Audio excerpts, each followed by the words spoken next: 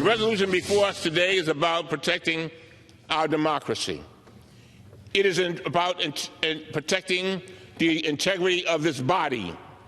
It's bigger than the census. I testified myself for almost 7 hours before this very committee. This is just more political theater. Well, the House just voted to hold the Secretary of Commerce and the Attorney General in criminal contempt. This after the Attorney General Barr and Secretary Ross sent a letter to House Speaker Nancy Pelosi saying, "We regret that the committee continues to recommend the House wield its criminal contempt authority, even though we remain willing to work toward an appropriate accommodation. By taking this action, the House is both unnecessarily undermining inter-branch comity and degrading the constitutional separation of powers and its own institutional integrity. There is no information to hide. There is no institutional integrities to preserve. Accordingly, we urge the House postpone the contempt vote." They didn't. They move forward. Let's bring in our panel. Matthew Continetti, editor-in-chief of the Washington Free Beacon.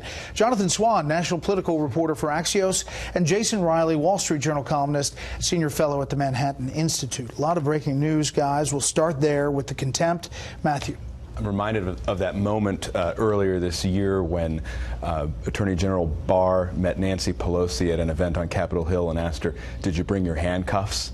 There's such a theatrical aspect to all of this. It's Pelosi's way of kind of throwing chum to her left-wing base and dragging them along in order to prevent them from just going whole hog for impeachment. But I have to say, if you're a voter, an American voter, and paying attention to what's happening in the House today, you're going to say, why aren't they actually addressing kitchen table issues?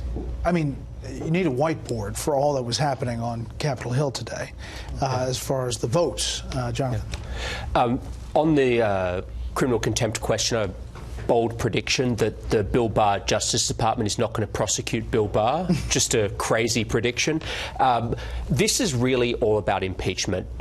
There are a number of Democrats now who believe that the only way to hold the president accountable is to open an impeachment inquiry and to do that, to do all the investigations channeled through that.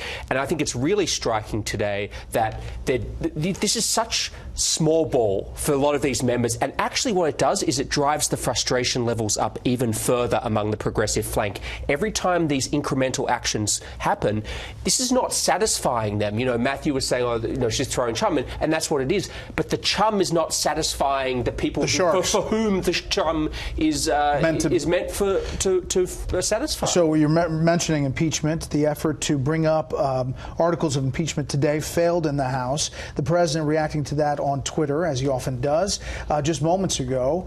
The United States House of Representatives has just overwhelmingly voted to kill the resolution on impeachment, 332-95 to 1. This perhaps the most ridiculous and time-consuming project I have ever had to work on.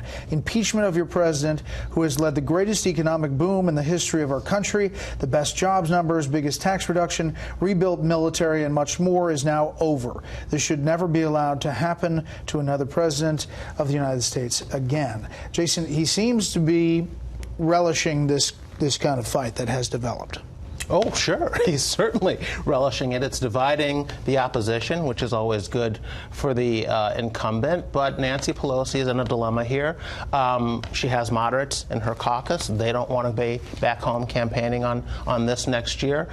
She doesn't think it'll help Democrats next year in the election. So she's trying to hold that off. But she has this progressive wing that wants to go there. And that's her dilemma right now. But all of these subpoenas and contempt citations, this is ankle biting on the part of Democrats. They won't really pull the trigger here with impeachment, at least not yet, and this is what they're doing in the meantime. When Republicans controlled the House, they cited Eric Holder, and it had absolutely no impact on Eric Holder's attempt to do his job. Next week we're going to have, we think, the Mueller testimony on Wednesday. At least we think it's going to happen.